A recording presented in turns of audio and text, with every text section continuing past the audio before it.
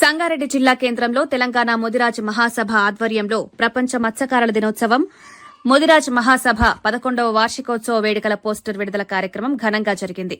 రాష్ట మహిళా అధ్యకులు మందుల వరలక్ష్మి నేతృత్వంలో నిర్వహించిన ఈ కార్యక్రమంలో జి అనంతయ్య, సతీష్ ముదిరాజ్, ఉపాధ్యకులు విజయ, ప్రధాన కార్యదర్శి లావణ్య, జిల్లా ఉపాధ్యకులు చంద్రశేఖర్, పట్టణ అధ్యకులు జనార్దన్, కార్యదర్శి సుప్రియ, హరిప్రసాద్, సత్తయ్య, వెంకటేష్, పోచయ్య తదితరులు పాల్గొన్నారు. నాయకులు మాట్లాడుతూ ముదిరాజ్ కులస్తులకు రాష్ట ప్రభుత్వం ఇచ్చిన హామీలను తక్షణం అమలు చేయాలని డిమాండ్ చేశారు. ముదిరాజ్ కార్పొరేషన్ కు 1000 కోట్ల నిధులు కేటాయించి ప్రతి జిల్లా కేంద్రంలో ముదిరాజ్ భవనాలను ఏర్పాటు చేయాలని కోరారు. ముదిరాజ్ కులాన్ని బీసీడీ కేటగిరీ నుంచి బీసీఏలోకి మార్చాలని తెలిపారు. బండ ప్రకాశన్ ఆదేశాలనుసారం మా అక్క తెలంగాణ రాష్ట్ర మహిళా ముదిరాజ్ సంఘం అధ్యక్షురాలైనటువంటి వరలక్ష్మి అక్కకు మరియు అందరికీ, నా తోటి సోదరులందరికీ, ముదిరాజ్ బంధువులందరికీ నమస్కారం.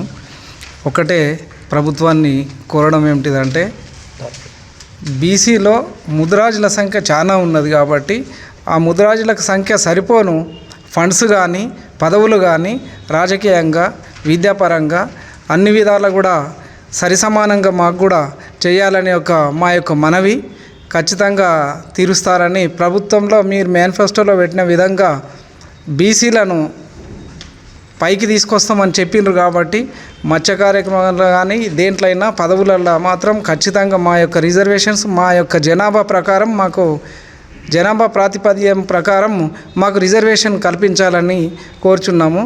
జై ముదిరాజ్. మరి ఆ 50 కోట్లు కొత్తగా ఏర్పాటైనటువంటి ముదిరాజ్ కార్పొరేషన్కి దానికి కావాల్సిన ఖర్చులకు నిమిత్తం కూడా అవి సరిపోలేదు అని అక్కడ లెక్కలు చెప్తా ఉన్నాయి. మరి అక్కడ ఎవరైతే చైర్మన్ గారు ఉన్నారో వాళ్ళు చెప్పడం జరిగింది. మరి మనకు కావాలంటే, మరి పబ్లిక్ అందాలంటే, ముదిరాజ్ సోదర సోదరులకు ఆ యొక్క లాభాలు పొందాలన్నా, వాళ్ళకి అవకాశం కావాలన్నా మరి ఇవ్వాల్సింది ఆ 50 కోట్లతో సరిపోలేదు. సరే, దానికే సరిపోయింది. మరి ఇప్పుడు 1000 కోట్లు ఇవ్వమని మేము గవర్నమెంట్ వచ్చిన దగ్గర నుంచి అడుగుతూ ఉన్నాం. ఇప్పటి వరకు కాలేదు. కాబట్టి దయచేసి సీఎం గారు పెద్ద మనసు చేసుకొని మా ముదిరాజుల పట్ల తను తప్పకుండా 1000 కోట్లు శాంక్షన్ చేయాలని, మరి ఆ ముదిరాజులకు మేము ఉపయోగించుకోవడానికి అవకాశం ఉంటుందనేది ఒకటి. బీసీడీ నుంచి ఏలకు రావాలని కొన్నేళ్లుగా పోరాటం జరుగుతూ ఉంది. అది కూడా ఖచ్చితంగా చేస్తారని సీఎం గారు ఉన్నటువంటి రేవంత్ రెడ్డి గారు చెప్పడం జరిగింది.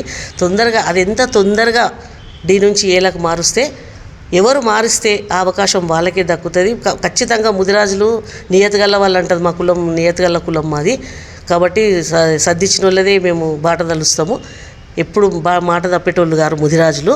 కాబట్టి ఇచ్చిన మాట నిలబెట్టుకొని డీ నుంచి ఏ కూడా మార్చి 1000 కోట్ల ఫండ్ శాంక్షన్ చేస్తూ, అదేవిధంగా ఏవైతే ముదిరాజు మత్స్య ఫెడరేషన్ ఏదైతే ఉందో ఆ ఫెడరేషన్ ఏర్పాటు కూడా చేస్తామని చెప్పడం జరిగింది.